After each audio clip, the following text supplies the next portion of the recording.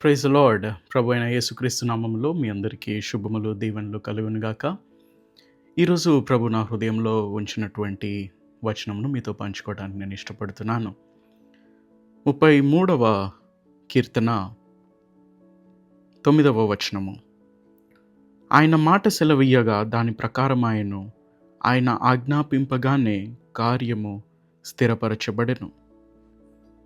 For he spoke and it came to be. He commanded and it stood firm.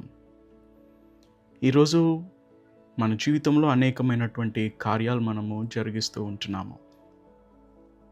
ఆ కార్యాలు స్థిరపరచబడాలంటే ఆ కార్యాలపైన దేవుని యొక్క సన్నిధి, దేవుని యొక్క కృప నిలవటం ఎంతో ప్రాముఖ్యమై ఉన్నది.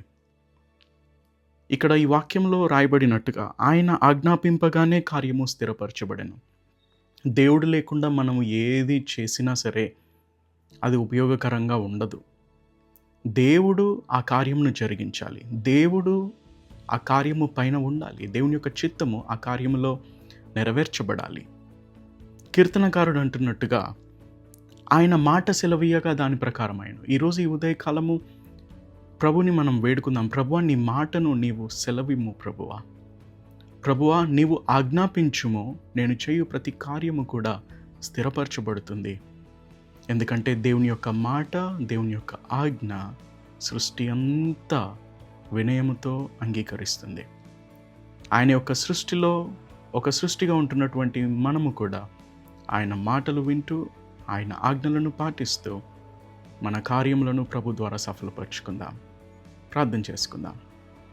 మహాపరిశుద్ధుడా, మహోన్నతుడా, యేసయ్యా నీకు స్తోత్రం. ఈ ఉదయకాలం మరొకసారి నీ పాద సన్నిధికి వచ్చిచుండగా నా తండ్రి, మా కార్యములను నీ ఆజ్ఞ ద్వారా స్థిరపరచమని అడుగుతున్నాము. ప్రభువా, నీవు ఒక్క మాట మాత్రము సెలవిమ్ము. ప్రభువా, మా జీవితాలలో అద్భుతాలు జరుగుతాయి. నీ మాట ద్వారా సమస్తమును మా జీవితాలలో జరిగించమని అడుగుతున్నాం.